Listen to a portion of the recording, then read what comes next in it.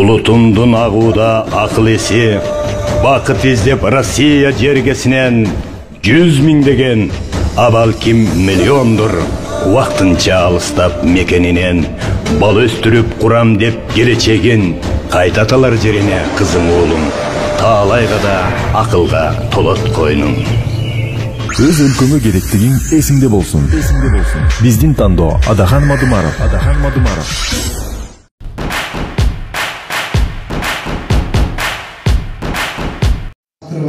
Balkim al top çattırmagan, bирок 6 milyon elin geleceği üçün Bahadır Emirlerinin gökörüne ordet takkan jigit ошол. Al çындыкты 30 жыл мурда саясатка келсе, 29 жашында чындыкты чыркыраган кара чачтуу, тармак чачтуу жигит бүгүн 55те чачын ак баскан көрүп 29 жашында кырчындай жигит бүгүн 55 жашында жүзүн бириш баскан көрүп 29 yaşında akıllı, çürüğü, hakikatli gösterip ayta algan jigit 55 yaşında bugün. 36 yıldan beri prezident деген söz. Biz kaçan buluruz, kaçan biliriz, kaçan tatıktığını tanıyabiliriz. Bölüşіңіздер көпчілік көрсін. Адырымда Адаған Кипсанбаевич келе жатат Араван районында жол кошуу. Биздин элди башташ үчүн 30 yıl жетпей келе жатат. Жетер жерибизге жеттик. Балабызга жетиштүү тарбияны бербей калдык. 30 жылдан бери биз кызыл кекиртектин курмандыгы болуп келе жаткандыгыбызга байланыштуу кекиртектин айынан 1000-2000 сом куюп берген шорпосуна чуркап жүргөндүгүбүзгө байланыштуу бүгүн Өмүркай өз энесинин кучагында тарбия албай калды. Enesine bolğun mehrimin görübey kaldı. Enesinin kökörünü çıktavay kaldı. Bugün jaş jigitlerimiz, jaş Өмүркай gelecekti, tuyundurgan gelecekte düşündürgen bizdin kийинки муун өз ата-энесинин кучагында ойноп чоңойбой калды. Эмне себептен? Көпчүлүгүбүз четке мигрант болуп, убактылуу иштеп кетип, ошол кичинекей Өмүркайлардын үмүтүн, ата-энесине болгон сыйырматын мээримин урдадык. Bölüşіңіздер. Кичинекей бир элдин ичиндеги 5-6 сомду уурдаган киши ууру эмес балким. Элдин үмүтүн, кичинекей кийинки муунтун ата-энесине болгон сыйырматын, ага болгон мээримин уурдаган уурулар коркунучтуураак биздин коом ичинде. Коркунучтуураак биздин коом ичиндепчи. Ошол себептен урматтуулар, бүгүнкү bir şapka urdagan, bir telefon urdagan, 1000 сом урдаган ууруга караганда биздин келечекте урдаган уурлар бизге кооптуу экендигин көрүп турасыздар. Демек биздин күрөш, биздин карапайым элдин күрөшү бир нече Кыргызстан элинин үмүтүн урдагандарга каршы болуш керек. Жетишет убакыт кетти. Биз кечиккен мамлекетпиз. Өнүккөнгө толук шарты бар мамлекетпиз. Кудай эле сактап турган мамлекетпиз. Кудайга шүгүр, Менделеевдин бардык элементтерин камтыган бай өлкөдө жашаган мамлекетпиз. Бирок адам тандаганы келгенде адамды тандай албагандыгыбыздан биз эмне болуп келе жатабыз? Туура эмес тандоонун кесепетинен биз өнүкпөй келе жатабыз. Бул жерде баарыңыздар жакшы билесиздер. Салыштыруу иретинде айталы. Мал тандай турган болсок, Адахан Кипсанбаевич айткандай, укмуш тандайбыз. Сүтү коюу экен, суюу экен, көппү экен, сары экен, сайырлап көрөбүз, теппейтпи экен, сүзбейтпи экен, жакшы топок беретпи, бербейтпи деп жатып карап тандайбыз. Бирок адам тандаганы келгенде ал тажрыйбалуубу, тажрыйбасызбы, кечээ кайсы жолдо келаткан эле, бүгүн кайсы жолдо, принцип ошол бойдон келе жатабы, келбей жатабы, кылдай кыйшайбай бир оюндан тайбай келе жатабы, жокпу, аны карабайбыз дагы. Кечээ бирди айтып, бүгүн бирди айткан, түштөн мурун бирди айтып, түштөн кийин бирди айткандарды уралап жүргөндөрдөн жок эмес. Биз эгер карапайым көпчүлүк кылып, аларды туура жолго багыштап, келечек үчүн бир жолу бүгүнкү күнгө кызмат кылып бере ала турган кишини тандап берели дей турган болсок, анда ишенип коюңуздар, келечегибиз жаркын. Мага ишениңиздер. Ошол себептен урматтуу Араван эли азыр сиздердин алдыңыздарга белгилүү маданият кызматкери Рахман агайыбызды сөз берели. Рахман агай, сиздерге дагы бүгінгі жиынның шарты туралы кішкене кенен кесіп кеп қылмақшы. Рахман аға келіңіз.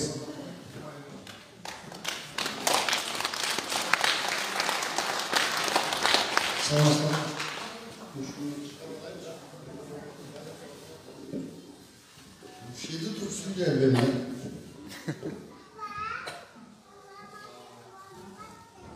Bundan çıkartmış.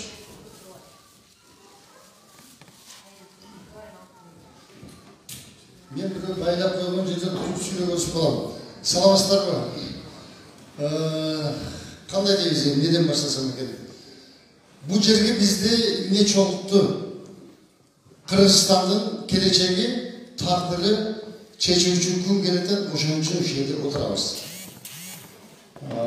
Кайдыгер эмес адамдар, саясатты түшүнгөн адамдар, ак менен каранын айырмасын билген адамдар бүгүн ушул жерде чогулуп отурат.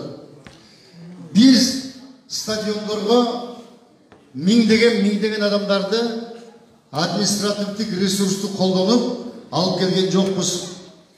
Жүрөгү менен мамлекет үчүн ойлонгон, эртеге эмне болот деген адамдар өздөрү келип отурат.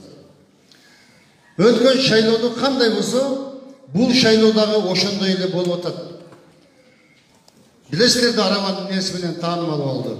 Анджанский полька менен таанымал болгонсуңар. Биримдик партиясы менен Мекеним Кыргызстан Анджанский полькага үчетте түшкөн да. Анан неме болду? Бүт баары жоктон көрүп алышып, Араван району популярдуу болуп кетти. Мына шайлоо ошодон эч айырмасы болгон жок. Канчалык деңгээлде кошоматчылар бийликтин астында кантип жүгүрүп кызмат кылган болсо, бүгүн дагы ошондой эле кызмат кылып атышат.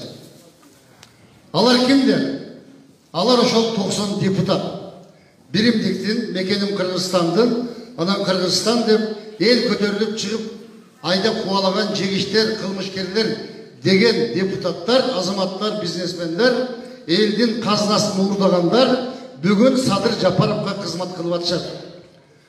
Карапайым эл, бул элдин атынан бараткан талапкер, бул элдик революция, элдин кыймылы деп жаңылышып атат.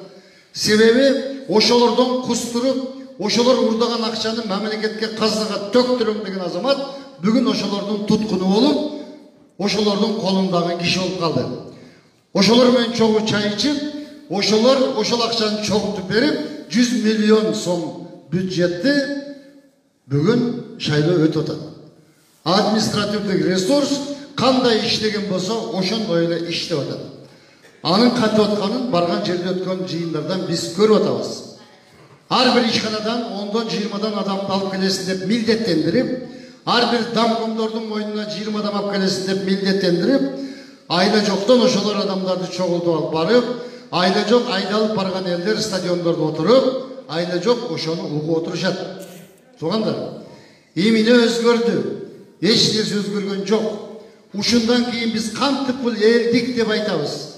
Чыныгы элдик партия болгон. Ошонун лидери бүгүн президенттикке бараткан Мадымаров Адаган Кимсанбаевич болуп атат. Анда эмесе келиңиздер. Кол чабуу менен Мадымаров Адаган Кимсанбаевичти тосуп алсак.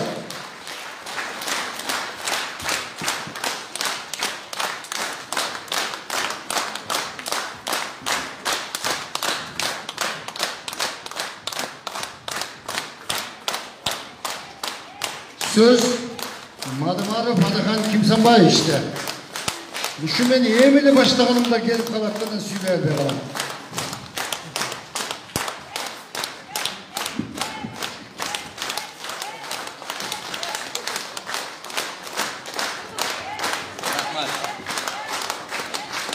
Рахмат. Ассаламу алейкум, урматтуу агалар, аталар, эжелер. Баарыңыздар бүгүнкү ушул жолугушууга кош келдиңиздер. Баарыңыздардын келген кадамыңыздарга гүл бүтсүн. Жакшы тилектер менен келдиңиздер. Ошол тилектердин ашышына жараткан Аллах бизди себепчи кылган болсун. Биз мындай кылалы. Жанагы биздин телевизордон көрбөсөңүздөр дагы телефондордон баардык нерселерди көрүп атасыздар, байкап атасыздар, биз кайсы жерлерде болуп атабыз, сөзүбүздү угуп атасыздар. Биз биринчи жолу мындай бир шайлоого чыгып аткан жерибиз жок. Парламенттик шайлоо болобу, президенттик шайлоо болобу, биздин көз карашыбызды билесиздер, баалуулуктарды билесиздер. Ошондуктан сиздерге да пайдалуу болсун, бизге дагы. Чу дегенде эле суроо жооптон баштабайлы. Кандай дейсиздер? Ошол суроолорго жооп берип атканда мен ал же бул маселе боюнча көз карашымды сиздерге тереңирээк айтып бергенге мүмкүнчүлүк жаралат. Анда суроолорго мүмкүнчүлүк берели. Жазуу жүзүндө берсеңиздер болот. Жазганга чейин эгерде кыскача суроо берем десеңиздер, микрофонго келип суроо берсеңиздер болот.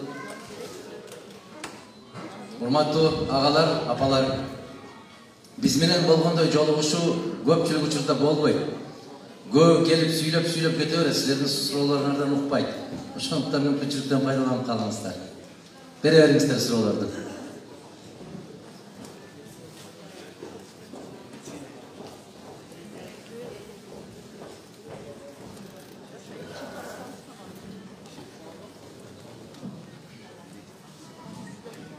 Барбы суроолор?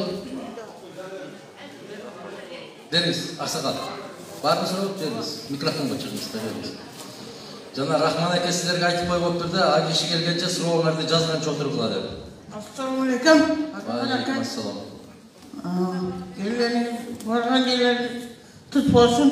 Амин. Менин бүгүнкү күнү башка улуттарга, мамлекеттерге караганда бүгүн менин намазым кыйнап өттү. Намазым калбай баратат. Биз башка элден кем билбейт. Ошол үчүн сизди 15 жылдан бери тек айта 15 жылдан бери жерибизди колдоп жатабыз. Sizge kızılçıl olup, Allah sizi Kırgız elin başka ulutlardan kem kılmasın deyip sizden soran biteriz. Oldu. Rahmat. Rahmat, dileğiniz kabul olsun. Bizim memleketimizde başka memleketlerden kem bolbay yaşagandı nasip kılgan olsun. Adakan Kişanbay safarımız baysaldı olsun. Jaratkan koldu Prezident Ceyil hatası bolu nasip kılsın. Emnege ötpey gelesiz, jetçinele tüsünüz, karakteriniz jakpay deyip, bilbeyim. Kanday sıra Bizden tutungan pozitsiyamız jakpasa gerek. Sebep çındık, hiç kaçan, hiç kimge jakkan emez. Emnege başkalar katarı baykoğuçu, ügütçülörgө tıyım tölöböysüz, beker iştişet deyip. Akça menen alып алган нерсеңдин бүт баарын кайрадан акчасы уруп алышын билесиздер. Биз эч качан же байкоочуга, же үгүтчүгө акча бербейбиз. Ага эки себеп бар. Биринчиден, анын эмгегин акча менен баалап сатып албайбыз. Экинчиден, ага берер акчабыз жок. Үчүнчүдөн, ошого бере турган акчаны уурдай элекпиз. Уурдабайбыз дагы, уурдатпайбыз дагы деп жүрөбүз биз. Барын түшүнүп туруп, мен магандай суроолорду бергениңиздерди түшүнбөй калам да. Программаңыз дейт. Программамды могу телефонду эле баса койсоңор, менин программамдан көп нерсе жок ушул жерде.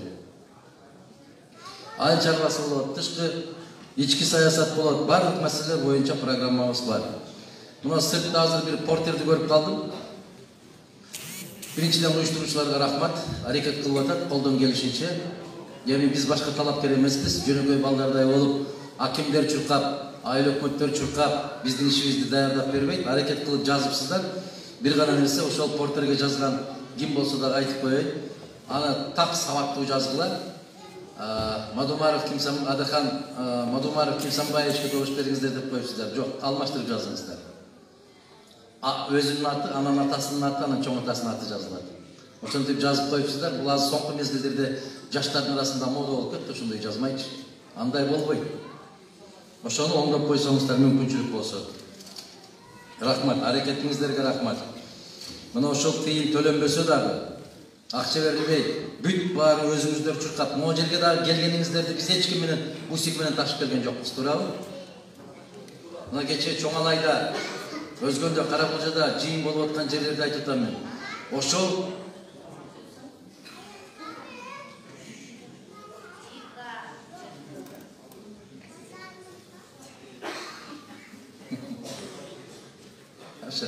Gördünüzler mi?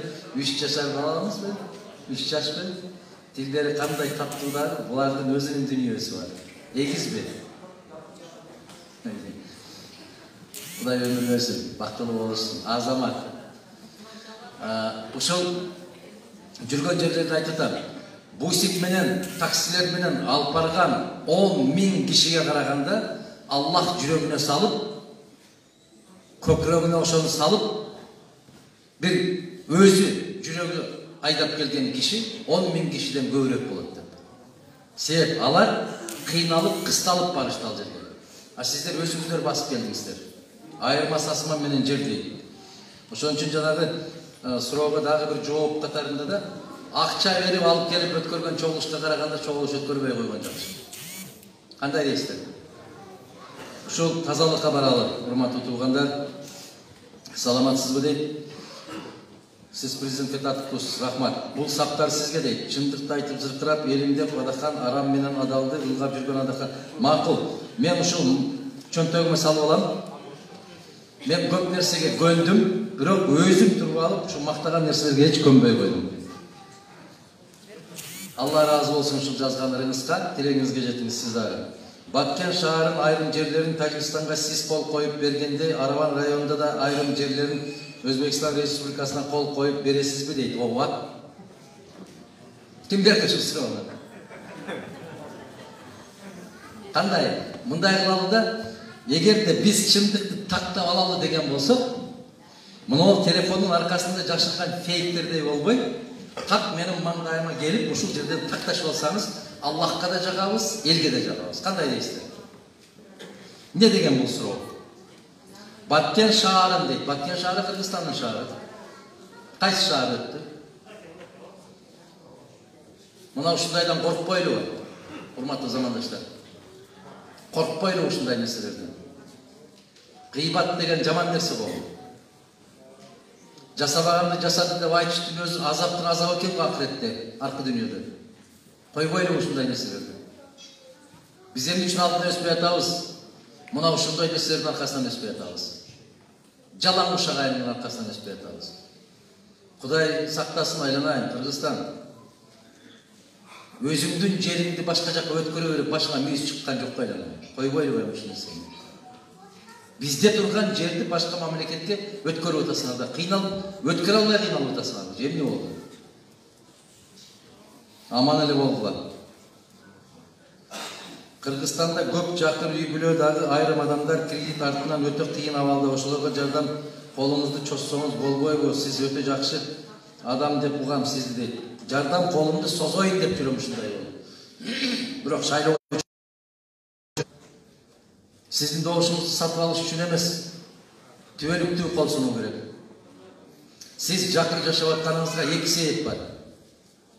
Биринчиден, мүмкүн өзүңүз ошондой болгонго каалап атсаңыз керек. Экинчиден, мамлекетиңиз ошондой шартты сизге түзүп бербей атат. Ушул эки себеп бар. Мен таң калам. Кыргызстанда карап көрүңүздөр. Өткөн эки мен сурайм, ошол курулуп аткандарга барып, канча болду? Дуалыны, пай дуалынын баштап көтөрүп бериш 300 000 сом дейт. Баягы стандарт үйлөр. Ушундай болот да, Араванда дагы баа ушундайбы? Ошондой экен. Демек баасын билебиз. А эмне үчүн ушул айылга барып, мен тең туштардан сурайм, эмне үчүн силер ушул үйдү баалап албадыңар десе, арзан да дейт. А мындан кымбатыраак жумуш барбы десем, жок дейт. Анда ошого иштей бербейсиңби десе, жок дейт. Андан көрө Бишкекке кетейин деп атам дейт. Эми караңыз. 3 уста 300 000ден 500 катары мен алат. Усталар бар, үй куруп аткандар. Бар да, Араванда усталар бар. Билет да. Сиз бил. 300 000 баш алат, э? Bir sezonda 5 үй катар алат экенсиңер, э?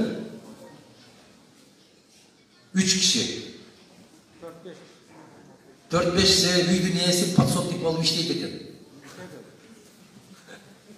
Аны да билебиз. Себеп мен өзүм студент кезимде каникулга келгенде үйлөрдү баалашып алып шыбак шилем, шыбайт элем. Мен үйдүн үстүн жабат элем. Мен ошондой макса урап элем. Мен өзүм устачылык кылат элем. Biz 150 рубльдан 3 комнаталык үйлөрдү шыбайт элек, кара шыбагы. Анан жакшы баасы келишсе, ак шыбагында шыбап берет элем. Опилканы жакшынакай кылып элеп, ылайга кошуп ачтып, кум шыбактан да керемет болуп чыгат элем. Кум шыбактан айырмаланып, опилканы элеп, топуракты элеп, ачтып туруп шыбасаңыз жарылбайт. Мына караңыздар, 5 үйдү катары менен алса 1,5 миллион сом болуп атат. Ошол 5 үйдү эрте менен ажайында билесиздер, саат 4:30-да багымдат кирет. Багымдаттан баштап Куптанга чейин бүт баарын иштешет экен дагы. 2 айга жетпеген убакытта бүтүрүшөт экен. Ошондойбу? 2 айда 1,5 миллион сом болуп атат. 3 кишиге бөлсөңүз 500 миң сомдон тийип атат. Аны 2 айга бөлсөңүз 250 миң сомдон түшүп атат. Азыр башта усталар бизди мындай кайрылат эле. Кечке дурусураак тамак жасап берсеңиз, ылайда иштеген кишиге кичине оорчулук болуп атат, күчтүүрөөк тамак жегибиз келет деп биз башта суранат эле. Азыр үй курдуруп аткан киши усталардан суранат экен. Кечиресиз, кечинде кандай тамак жейсиз? Туурабы? Ошондой усталар. Анан булар заказ берет экен. Лагман жасап бериң, чучвара жасап бериң, плов басып бериң, дымдама кылып бериң деп. А башта биз үйдүн ээси эмне жасаса ошону жейт элек. Эми ошол 250 миңден тийип атат айына. 250 миң сомдон айлык алган ким бар Кыргызстанда? Мына ушуну арзан деп көпчүлүк жаштар ошону иштебейт экендер. Ким бар 250 миң сом алган? Өзүңдүн үйүңдөсүң, бала чакаңдын жанында, ата-энеңдин кашында отуруп, ошончодон мейли 250 миң таппаңыз, ошонун тең ортосун алыңыз да 120 миңден айына иштеп тапканга неге болбосун? Баракелде мына карындашым. Молодец, азамат. Ошо яныңызда жүрмөгөнүнө каалагандар кетиптир да. Сизди баягында айтып атат да, жаштар айтат да, көрмөйүнөн күймөйүнөн деп кетип атат да. Ошон үчүн биз өзүбүз тырышып, өз жерибизди гүлдөткөнгө аракет кылышыбыз керек. Мүмкүн болсо бөтөн жерге барып тапкан 50 миңден өз жериңде бала чакаңдын алдында таттуу моундай келинчектердин алдында мына келинибиз айтып атат. Янымызда болсо жакшы болорду деп. Биз качып жүрөбүз. Ошон үчүн ар бир нерсенин аркасында өзүбүз себепкерибиз бар. Анан өкмөттүн күнөөсү бар. 100% бийлик күнөөлүү болбойт эч качан. Өзүбүздө да бар. Мен өткөндөгү ошол айылыма барганда аябай таң калдым да, 5-6 үй курулуп атат, сонун курулуп атат. Барып кызыгып, баасы кандай, усталар кандай экен десем, 5 үйдө иштеп аткан усталардын баары Өзбекстандан келген усталар экен. Баракалла.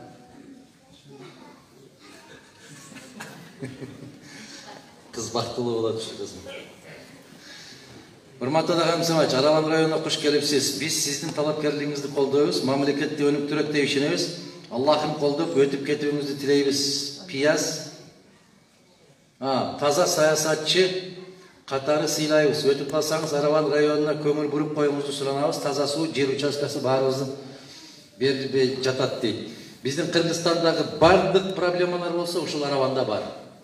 Аравандагы проблема Кара сууда, Кара суудагы проблема Ноокатта, Өзгөндө, Нарында, Таласта, Күйдө ушул эле проблема. Биз ошол үчүн байкасаңыздар эч бир жерге сүрөтүлгөн жокпуз. Неге? Бул баягы сулуулардын конкурсу эмес, бул президенттик шайлоо. Сулуулардын конкурсунан өтүп аткандай болуп сүрөткө түшүп, жакшынакай болуп илип койгонду биз кече парламенттик шайлоодо көрдүк. Араванда бош тал терек калган жок. Биримдик деп жаза берип, мекенем Кыргызстан деп, эсиме түшүп кетти. Араван, силер бийлеп аттыңарбы 4-күндө кечинде түндө. Кайсы партия болсо ошол болсун, бирок силер бийлеп аттыңарбы? Араван бийлеп аткандар. Кана ошо бийлеп аткандар. Ne oldu? Sadır menen. Aylanayım men taң kaldım uşuğa taң kaldım aylanayım.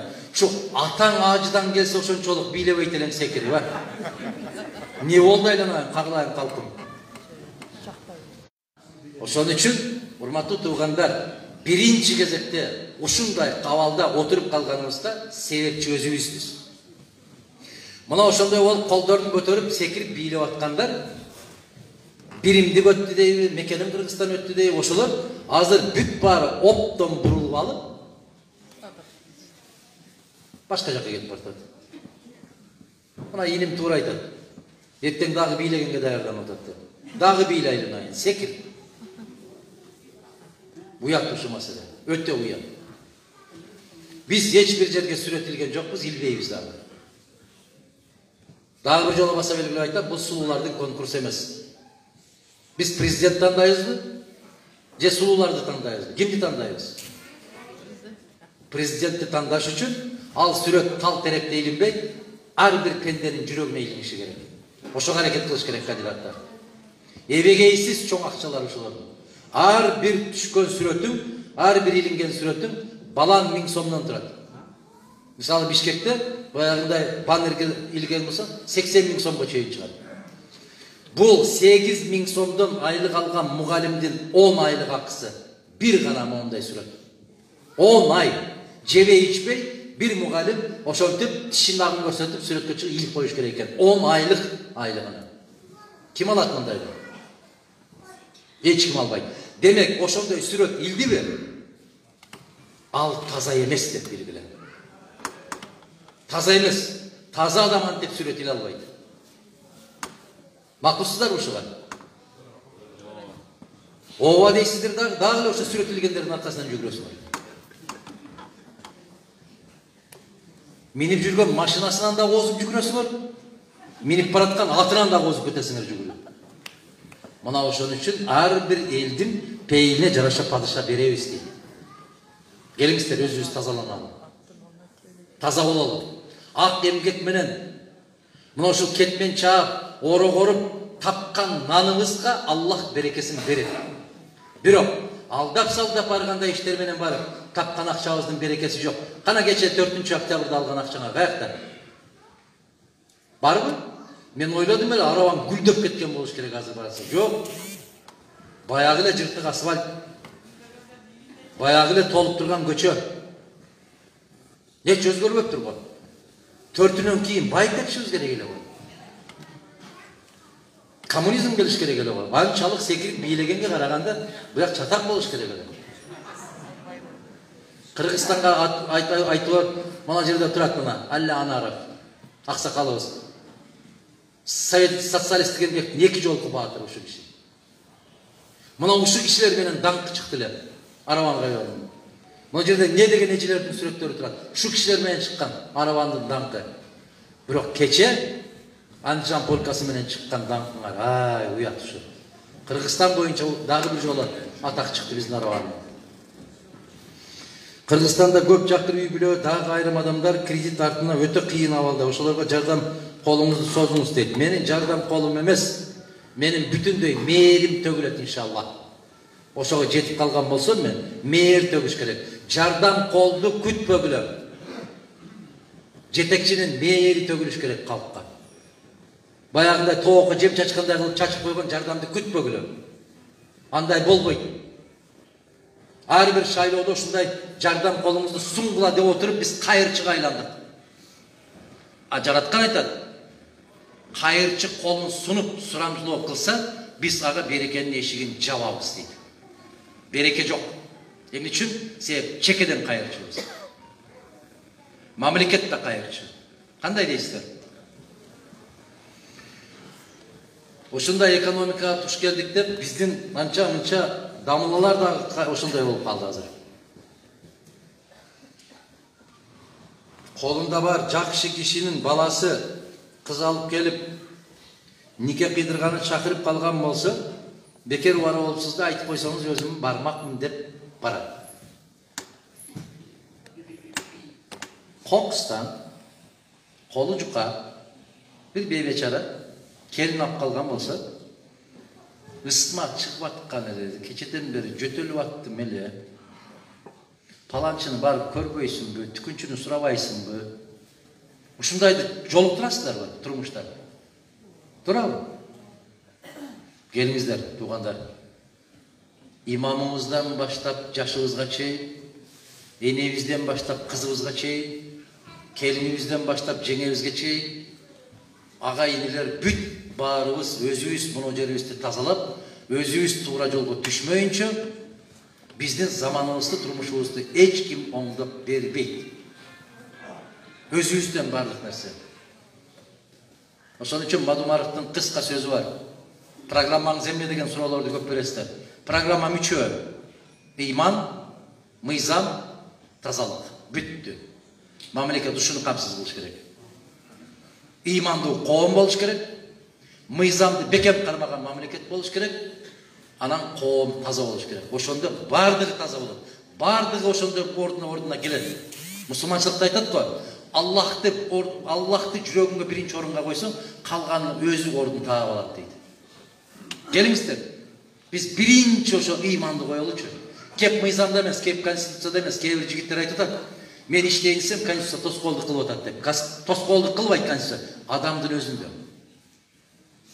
Иштегиси келген киши иштей берет. Саламатсызбы дейт, урматтуу Адахан Мадумаров. Менин сизге бере турган суроом төмөндөгүчө: сиз президент болсоңуз этикалык кыргыздарга кандай колдоо көргөзөсүз? Этикалык эмес, этника.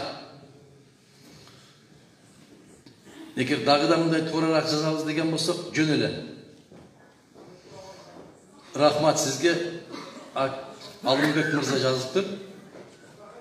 Этникалык кыргыз болобу, этникалык түрк болобу, этникалык өзбекпү, тажикпи, кариспи, немиспи, ким болсо ошол болсун, Кыргызстандын жаранына бирдей көмөк көрсөтүлүш керек. Себеп конституцияда улуту жазылбайт, дини жазылбайт, жынысы жазылбайт, жашы жазылбайт, эч ким жазылбайт. Конституцияда айтат: Кыргыз Республикасынын жарандары төмөнкү укуктарга ээ деп жазылат. Ошондуктан биз ким болсо ошол болсун, Кыргызстандын жараны болсо, бардык мамлекеттик көмөктөрдү көрсөтүшүбүз керек.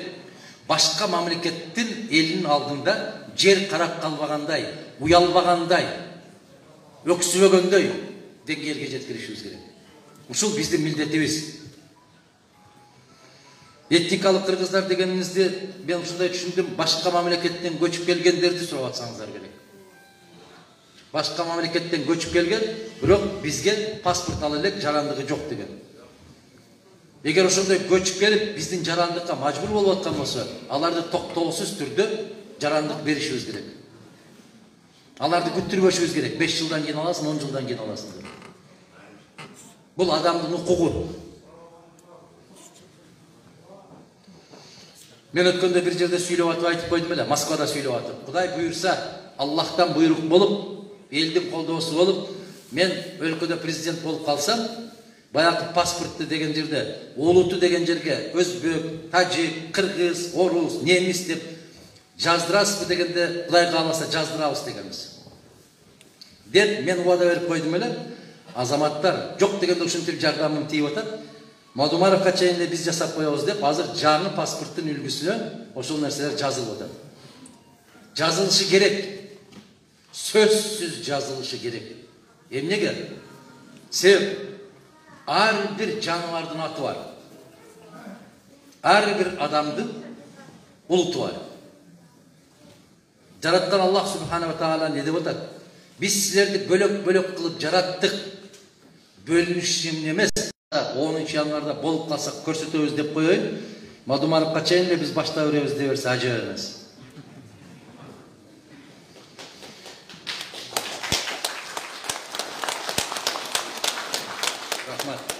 Assalamu alaikum Адахан Гюнсанбаевич. Аввала сизни Кудайым кулласын. Савал. Сиз кандай башкарууну танлайсыз? Президентлик, парламентлик? Неме үчүн? Жавабыңыз үчүн рахмат деп Абдул Хамид дейт.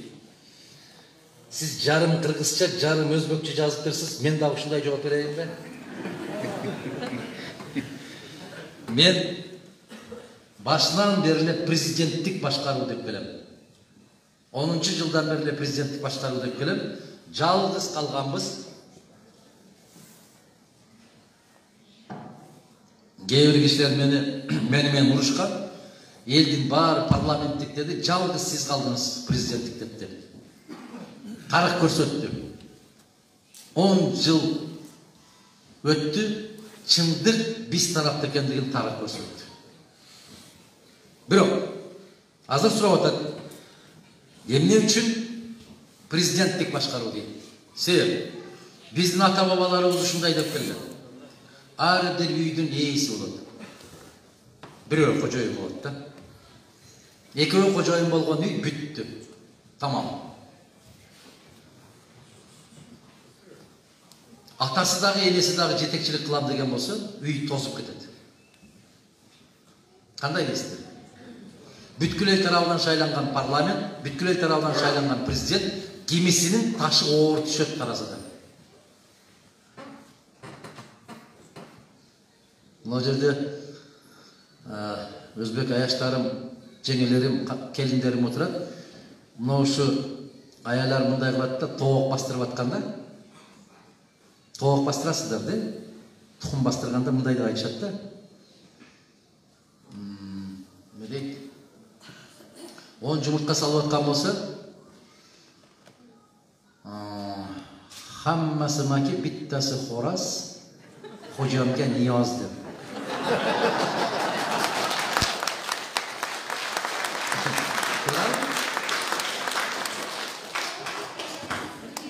Қанакен? Осы тоғып баққан аялар өз біледі. Бастырып атқанда ушындай деп тілек қылады, ниет қылады. Хаммасы маки, биттасы хораз дейді. Уян болсын, қожамга нияз деп. Ошол сыяктуу, караңыздар, тоокторго дагы бир короз деп атат да. Эме элестеткиле? 10 короз бир маки болуп калган жерде. Не болот?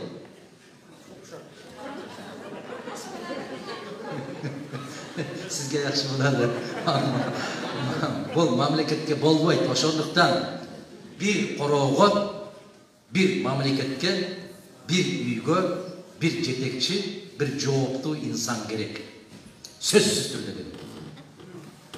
Эми караңыздар, парламенттик башкаруу деген бул 120 падыша деген сөз. Мен 10-чы жыл ушинтип айткам. Андай болбойт деп. Эми бүгүнкү ошол референдум туурабы деген суроону коюп атасыздар. Бүгүнкү референдум мыйзамсыз. Неге? Себеп 28 октябрдан кийин жогорку кеңештин 1 саат иштегендиги дагы мыйзамсыз. Алар 28-ден кийин тарап кетиши керек эле. Ансыз деле 5 жылда элдин көкүрөгүнө көк таштай тийип бүтүшкөн. Алардын мөөнөттөн артык иштешине эч ким уруксат берген жок. Алардын иштеп атканы харам. Ар бир чыгарган чечими мыйзамсыз. Биз жараткандан буйрук болуп 10 январда же 24 январда болуп калса 6 октябрдан баштап кабыл алган чечимдердин баарын жокко чыгарабыз. Себеп ал мыйзамсыз. Биз конституциялык талаага кайрадан Кыргызстанды киргизебиз. Конституциянын ордуна коебуз. Эмне үчүн бизди же Өзбекстан, же Тажикстан, же Россия, же Казакстан тааныбай атат бүгүн? Себеп биз талаалап кеттик. Мыйзамды тебелеп кеттик да, конституцияны тебелеп кеттик. Биз мамлекеттеги бийлик катарында эч ким эсептешпейт. Мына караңыздар, эттин баасы кетти. Ундун баасы кетти. Майдын баасы кетти. Май канча пайызга көтөрүлдү? 40%га чейин көтөрүлдү. Этти карап көрүңүздөр. Неге ошолор көтөрүлүп атат? Себеп башка мамлекеттер менен алака мамиле, кызматташуу, көмөктөшүү токтоду.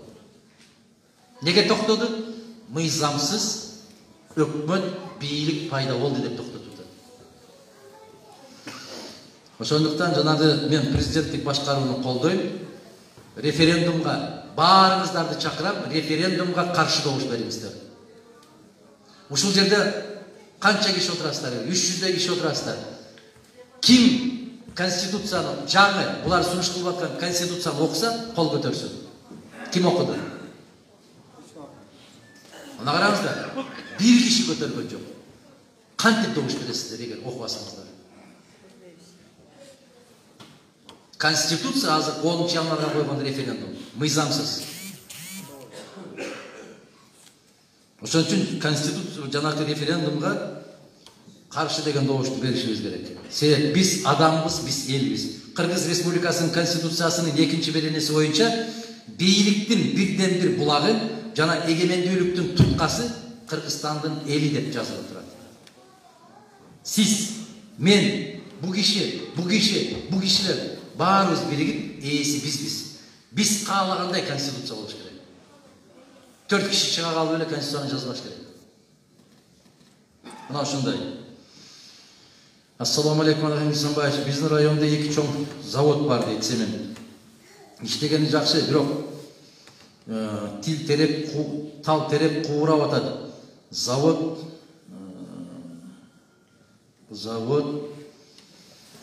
сизди колдойбуз дейт. Завод курутуп атат дегендей кылып жазып турду. Ушу заводду токтотуш керек дегендей кылып атасыздарбы? Бул завод токтобош үчүн ошол заводдун ээси кече биримдик деп жүгүрдүлөр. Бүгүн башка инсан деп жүгүрүп жүрөт. Алар эсептешип койгон. Эсептешип атат. Эсептешет келечекте. Эртең Аллахтан буйрук болуп биз келип калган болсок, Араванга баратам дегенде биринчи ушул турган болот мына жерде. Кече келет дегениңизди угуп, ушу жерде турабыз. Бизге кызмат бар деп. Биз не дейбиз ошондо? Кызмат бар дейбиз.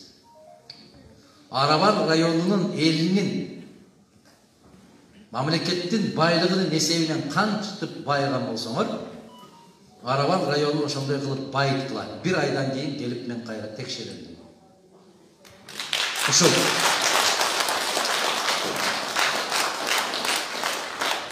Семен бир үй бүлөнүн байлыгы эмес. Семен ошол кум, ошол күлбөтө бул Кыргызстандын байлыгы. Мен таң калам, соңку мезгилдерде карап көрүңүздөр. Көмүр чыкса дагы баса калган 5-6 бар. Семен чыкса дагы баса калган 4-5 бар. Эмне чыкса барып баса калган 4-5 бар. Аларга эмне Аллах маңдайына сеники болот деп жазып түшкөнбү? Кал. Бардыгы харам ушунун баардыгы. А Конституцияда эмне деп жазылып турат? Кыргызстандагы суу байлыгы, токой байлыгы, кен байлыгы Кыргызстандын элинин менчиги деп турат. Демек элдики болгон болсо, эмнеге 4 киши байыттагы 4 миллион киши жабыр тартат? Неге? Адилетсиз болгон үчүн. Умар разияллаху анху падыша болуп турган кезинде кечинде бирөө кечигип калып үйүнө кирсе, бир шам чырак жагып алып, ушундай кагаздарды карап отурган экен. Баягы киши кирип келгенде бир кагаз берген экен, ушул ишти карап бересизби деп. Чыракты өчүрүп, бияктагы турган чыракты жагып, анан кийин карап баштаса, я мусулмандардын амали, неге күйүп турган чыракты өчүрүп, бул чыракты күйгүзүп алып окуп атасыз десе, байкаңыздар. Көңүл буруңуздар ушул жерге. Мынау чырак мамлекеттин чырагы дейт экен. А бул чырак мен өзүмдүн маңдай терим менен сатып алган чырагым дейт экен. Сенин коюп аткан маселең мамлекетке тиешеси жок экен. Сенин маселеңди карайм, кагазыңды окуйм деп, мамлекеттин чырагын жагып, ахиретте Аллахтын алдында сурак бергенден корком деген экен. Мына чырак.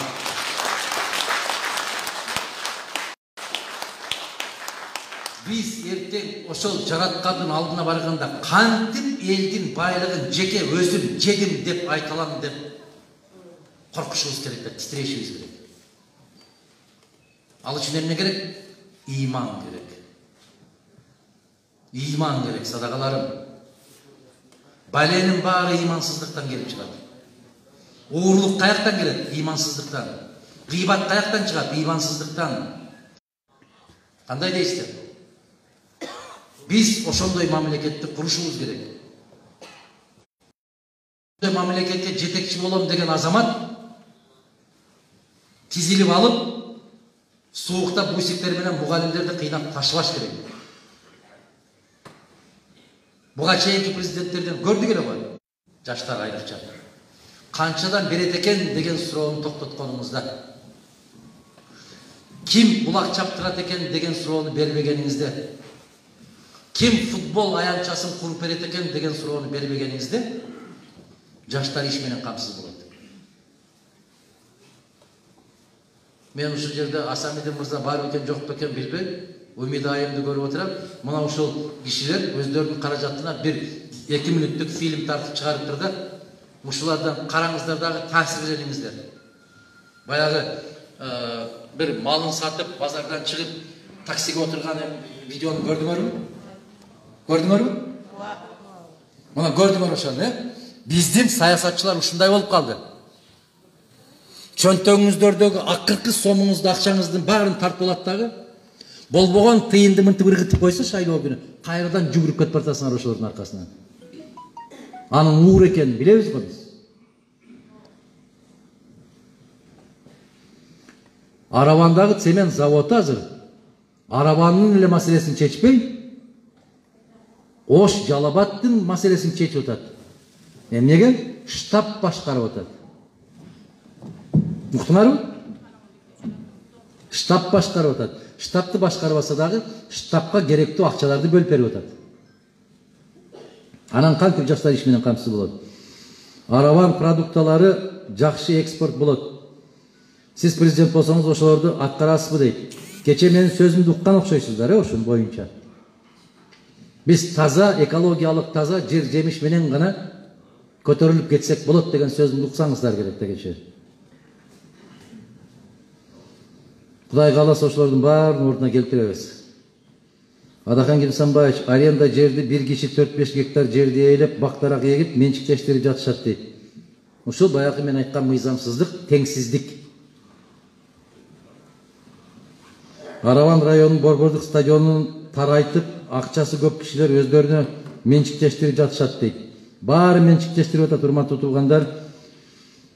Ошон үчүн 10 январь күнү туура чечим кабыл алыңыздар. Кайсы жерде жыйын болсо, мен өзүм чыгып сүйлөп атканымды көрүп атасыздар. Мен кагаз карабай сүйлөп атканымды көрүп атасыздар. Себеби бирөөнүн акылы менен жашабайм. Окуп аткан кагазым түшүп кеткен болсо, каерге келгенимди таппай калып кыйналбайм. Себеп биздин көкүрөгүбүздөн кайнап чыгат ошол маселелер. Келиңиздер. Ошол туура чечимди кабыл алалы дагы, ушул мыйзамсыздыктардын баарын токтотолу. Токтотууну каалайбызбы? Келиңиздер чогуу токтотолу. Эч бир жерде айткан жокмун.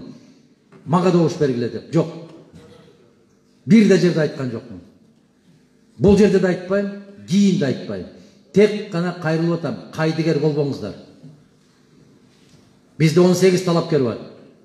Баарын таразага салгыла да, жүрөгүңүзгө жакканын тандап алгыла деп атам. Тек гана кайдыгер болуп үйдө жатып калбагыла. Кимге берсеңиз ошого бериңиз, өз тагдырыңыз өзүңүздүн колуңузда. Бирок кайдыгер болбоңуздар. Футбол курама командабыз үчүн стадион курулушуна кандай карайсыз? Жаштарды, спортсмендерди колдош үчүн эмнелерди кыласыз дейт. Жанатан Берг айткан нерселердин баарын жасалган болсо, баардыгы өзүнүн ордун табат. Эгер мен ошол саясатчылардай болуп жооп беришимди каалайсыңарбы, жигиттер? Стадион куруп берем. Үстүн жаап берем. Жамгыр жааса, кнопканы басасыңар, жабылып калат. Кышта печка коюп берем. İçine girip futbol kaçan oynayıveresinler. Çayda ventilatör koyup verem to'g'ri. 30 gradus sovuq bolsa dagı ölböy turgan çöp östürüp berem. Buyagına duş kurup berem. Buyagında sauna bolat. Tuşunda basseyn bolat. Maga doğuş bergilе. İşendiңерби? Ушундай жооп керекпи силерге? Жагымдуу экен. Алдаш колундан келе экен.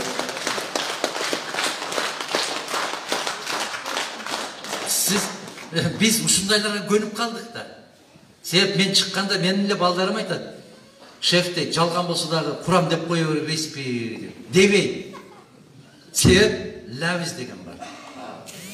Лавиз оозумдан чыккан сөз бул убада. Убададан дагы жаманырагы бул аманат. Эгер оозумдан чыккан сөздү аткарбай койсоң, сен аманатка кыянаттык кылган болосуң. Аманатка кыянаттык кылуу бул ахиретте өтө оор сурагы бар. Ошондуктан туугандар, мен саясатчы катарында да жооп бере аларымды билдиңер, ага акылым жетет. Бирок мен инсан бойдон калгым келет. Кудай кааласа, айткан нерселердин баардыгын ордуна салганда өзү чекеден ордуна түшүп келет. Советтер Союзу болгон мезгилде Арабаңда не деген бала бакчалар бар эле? Кандай мектептер бар эле? Не деген ооруканалар бар эле? Баары жок болду. Биз ошону кайрадан калыбына келтиребиз деп баратабыз, иншалла. Сиз баардык жагынан президенттикке татыктуусуз, биз сизди колдойбуз, сизге ак жол деп Жамал дейт. Жамалбы? Жамал. Рахмат. Адахан Модумаров, куш келипсиз. Эгер сиз президент болуп калсаңыз, Кудайым колдосо, Садыр Жапаровду колдойсуз, бу рахмат дейт. Садыр Жапаров азыр менин колдоома муктаж эмес. Керек болса Садыр Жапаровдун колдоосуна муктаж болгондор көбөйдү. А кече мен колдоого муктаж элем. Мен колдойт элем. Байкайсыздарбы? Кайсы президент болбосун, ишин как маңдайын айтам дагы, жаман көрүнүп алып жүрө беребиз.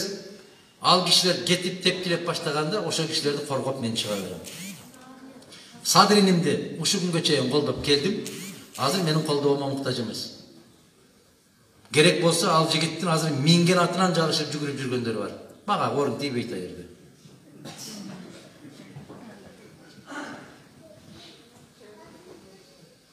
Ассаламу алейкум дейт. Араван районуна кош келипсиз. Суроо, коопсуз шаар деп ошондо киргизди. Бирок Ошко да киргизди. Бирок ача жолдор даяр эмес, ага жолдор даяр эмес болчу дейт.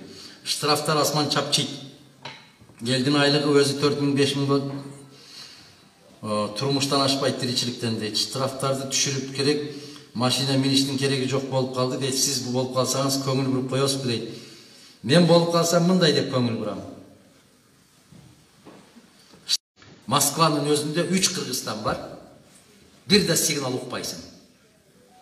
Машина чырагын жакты, солго бурам деп, же оңго бурам, артындагы бараткан токтойт. А биз баратып солго буруп алайын деп чыракты жактым. Жетатаңдын ким экенин эскертип коет аркандагы. Баарынын атын атап чыгат. Биз маданияттуу элге айланышыбыз керек. Маданиятты жоготуп алдык. Биз улууну урматтап, кичүүнү сыйлаганды унутуп калдык. Ошондой өлкөгө түзөлү, чогуу аракет кылалы.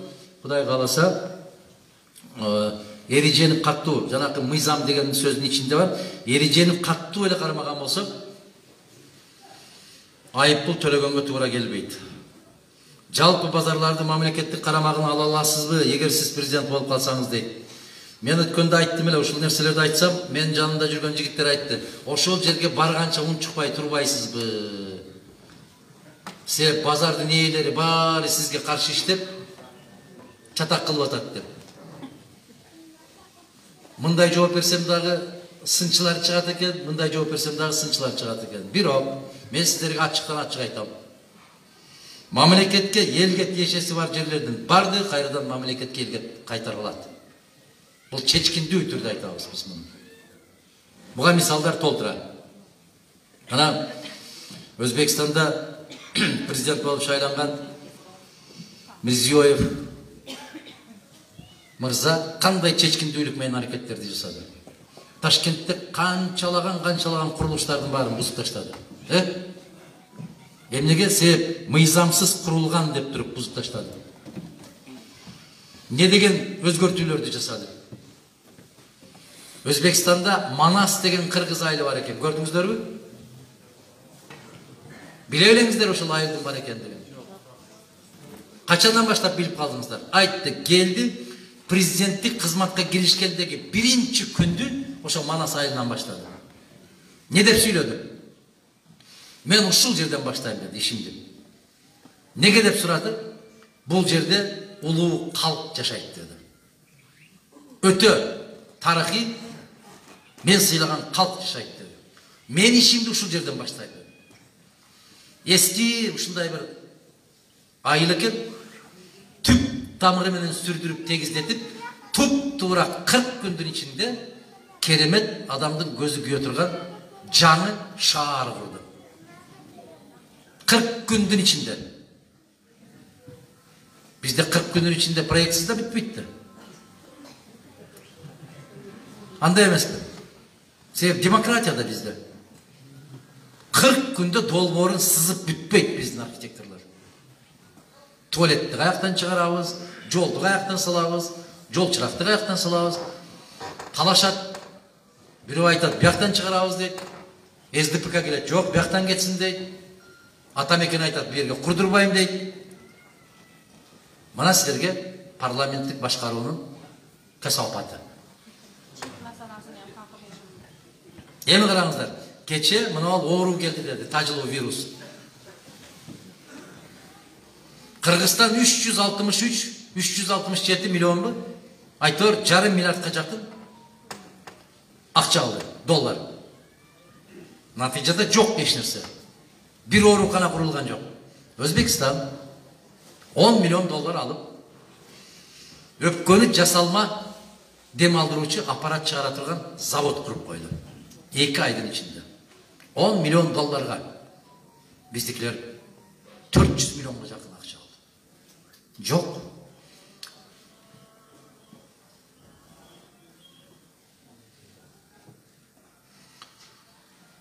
Асыр болуп калыптыр. Мындай кылабыз. Шашпаңыздар, бул Бишкектин убактысы боюнча. Бизге дагы бар 40 мүнөт. Муну ушул нерсе адамды таң калтырат да. Эмне үчүн биз миллиондогон карыздарды алабыз дагы бетибизге таккан маскадан башка эч нерсе жок. Неге Өзбекстан 10 миллион алат дагы өпкөнү жасалма дем алдыруучу аппарат чыгарып, андан чыккан өнүмдү Индияга, Казакстанга, Тажикстанга, Кыргызстанга сата турган завод курат. Айткылачы. Себеп ал жерде кожоюн бар. Тартип бар. Мыйзам бар. Мен ошондой мамлекетти кургум келет. Ушундай мамлекетти көргүм келет деп айтып жүргөнүмө 25 жыл болду.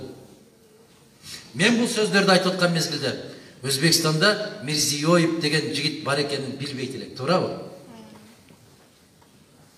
Эме элестеткиле. Биздин өлкөдө бар ошондой азамат жигиттер, кыздар? Бар. Эмне үчүн көтөрө албайбыз? Себеп алардын баарынын акчасы жок. Эмне үчүн акчасы жок? Уурдашкан эмес. А биз кыргызстандыктар, кыргыздар уурдабаган кишини сыйлабайбыз. Бизде көтөрүлүш үчүн сөзсүз же уурдалыш керек, же түрмөдөн чыгыш керек. Ошондо авторитет болот. Мына өлкөнүн келечеги каяка алып барат. Мына жоопкерчилик деген кандай болот? Кыйын экен деген сөз бар бизде. Эмнеге кыйын экен? Ата-энеси бир бечара эле болуп өттү эле, баласы рекет болуп кыйын чыгып, үйлөрдү салды заңгыратып деп сүйлөшөт. Заңгырабай калсын.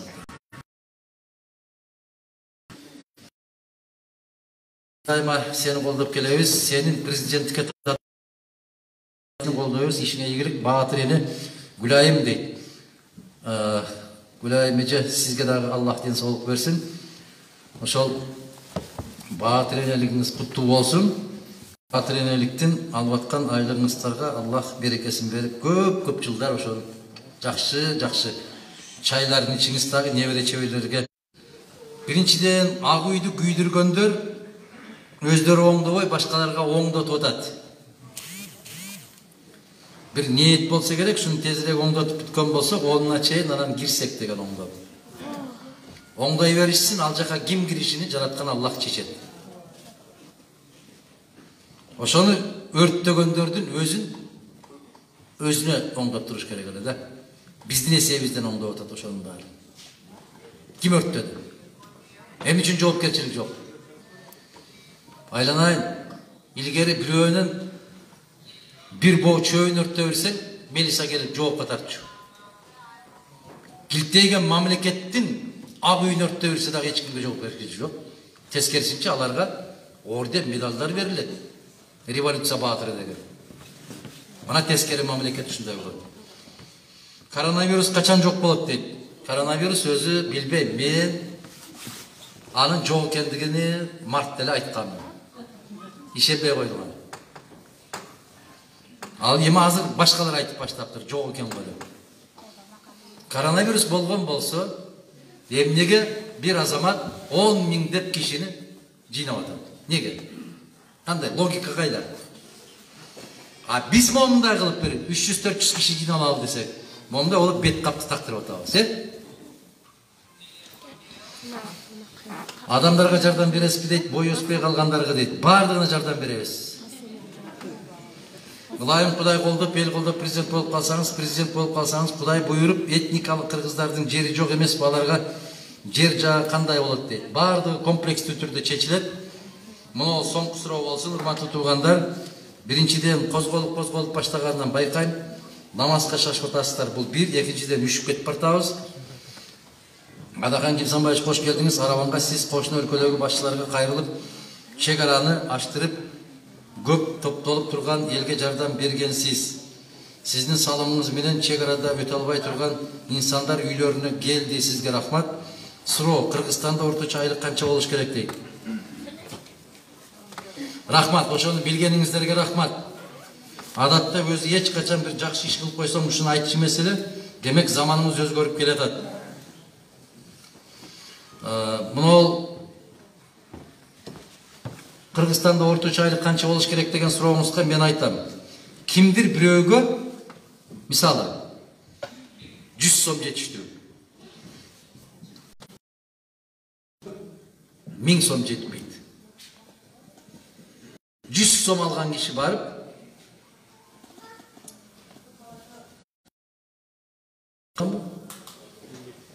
азыр 50 болду да. 65'te çıktı. Gün sana Mesut abi. Daha kim kaçırıyor? Bir akıcı 70 dedi. Auksion olmadı. Yemin karanızlar. Oşo kişi ayabay bala kezden kıynalıp ösken. Atenesi yok, kiyimi yok, kursağı aç. Uşunçalık kıynalıp bir jerge varıp kuryer bolup işe giren gününe 15 centten akça tabat. 15 tıyından akça tabat. Ушунчалык тагдырынан наразы, аябайдан наразы. Ушундай кыш болуп атат, суук. Бутунда өтүгү жок. Жалаң аяк жүрөт. Аябай ыйлагысы келип, буту көгөрүп, үшүп, чуркап баратып, бир бурчтан бурула калса, баягы жерде эки буту жок бир бала отурат да тиремчилик кылып. Эки буту жок. Ошону көргөндө Дейл Карнеги айтат, чочуп кетет дагы. Men буга караганда бактылуу экенмин го. Бутумда бут кийимим жок болсо дагы эки бутум менен өзүм басып жүрөм го. А бул басайын десе буту жок экен го. Деп ошол жерден акылына келет дагы бардык нерсени салыштырмалуулук менен жазып чыгат. Бүгүн эң көп окулуп аткан китептердин бири ошол Дейл Карнегинин китеби. Кантип дос болуу керек, кантип бактылуу болуу керек, адамдар менен кантип мамиле куруу керек деп ошол Дейл Карнеги атындагы институт борборлор бүтүн дүйнөгө таралып кетти. Көрдүңүздөрбү? Bir ıssık çayga zar olup жүгүрүп жүргөн, жылаң аяк жүгүрүп жүргөн бала Америкада дүйнөгө атагы чыгып кетти. Муну эмне үчүн айтып атам? Биз аз табабызбы, көп табабызбы? Неберелерибизди тизебизге отуруп алып, баштарынан жыктап, үйүбүздө чай ичип отуруп, курсагыбызды тойгозуп атабыз. А кээ бир миллиардерлер Кыргызстандан качып кетип, Кыргызстанга кире албай, мусафир күнүн көрүп, биздин сууга, биздин нанга, биздин тилге, биздин жерге зар болуп жүргөндөр бар. Ошондо ким бай? Биз бай. Биз өз жерибизде жүрөбүз, өз тамагыбызды жеп атабыз, алар Кыргызстанга кире албайт. Кирсе камалат. Ошондой болуп миллионер болгондун кереги барбы бизге? Жок. Орточо айлык ушундай болуу керек. Дүйнөлүк практика бар. Адамга жакшы жашаш үчүн тамак аштын 19 түрү сөзсүз керек. Май, сүт, жумуртка, эт деген сыяктуу. Мына ошолорду bir кишиге bir сутка канча керек болсо, ошонун орточосун чыгарат дагы. Кыргызстандагы эң төмөнкү айлык потребительская корзина деп коет. Ошонун деңгээлинде болушу керек. Мен узагыраак жооп бердим. Эмне үчүн? Бирөөгө 100 сом жетет дагы, бирөөгө 1000 сом жетпейт. Бардыгыбыз ушунун эсебинен жыйынтык чыгарышыбыз керек. Урматтуу агалар, апалар, активдүү катыштыңыздар. Суроолор аябай көп болду. Эң негизгиси өтө маанилүү суроолор. Каалоо тилектериңиздерге рахмат. Дагы бир жолу кайрылам. 10 январда кайдыгер болбой, эгерде аба ырайы бүгүнкүдөй болуп турса, менсиз деле өтөт да деп кайдыгер болбой, барыңыз дагы көкүрөгүңүзгө каалаган инсанды тандап алыңыз. Кайдыгер болбоңуз. Бул өлкө биздин өлкө. Эгер биз өзүбүз жакшылап киришпесек, башка мамлекеттен бирөө келип оңдоп бербейт. Кайдыгер болбоңуздар. Баарыбыз ушул Кыргызстандын келечеги үчүн могу жерде сайрап аткан балапан, ушул эки кыз караңыздар. 3 жашар, экөө тең бирдей кийиттирип, керемет сайрайт. Бал тил. Мына ушулардын келечеги үчүн, Мадумаров үчүн эмес, Асанов же Үсөнов үчүн эмес. Ушул балдардын келечеги өзүңүздөр үчүн барыңыздар. Кайдыгер болбоңуздар. Аллах баарыбызга тынчылык берсин, аманчылык берсин. Ар дайым өзүнөн башка эч кимге муктаж болбогон, бардык балелерден сактаган, сүйүктүү пенделерден болушту насип эткен болсун баарыбызга. Чоң рахмат.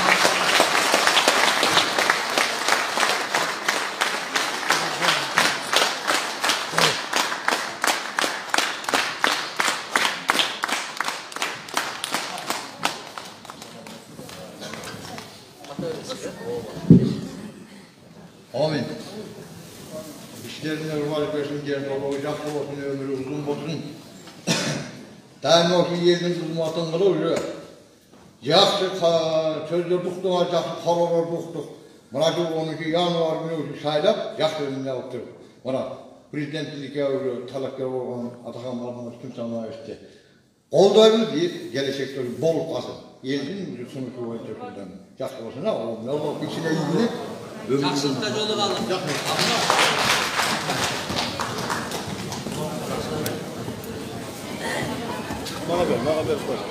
Рахмат, урматтуу колдоочулар.